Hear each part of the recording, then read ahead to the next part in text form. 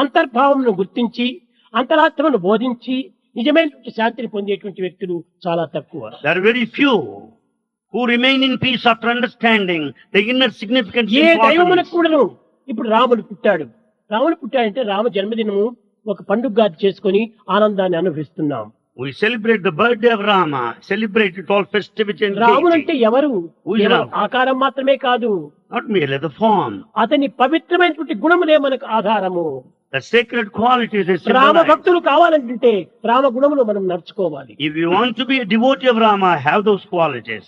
కృష్ణ భక్తులు కావాలంటే కృష్ణుని వలె నిరంతరము ఆనందంగా నవ్వుతూ ఉండాలి. If you want to be a devotee of Krishna, you should smile, you should be blissful Sai all the భక్తులు time. కావాలంటే నిరంతరము ప్రేమమయులుగా మారాలి. If you want to be a devotee of Sai, you should be full of love all the time. అందరినీ ప్రేమించాలి. You love all. ఎవరిని ప్రేమించకుండా ఉండకూడదు. You should never hate anybody.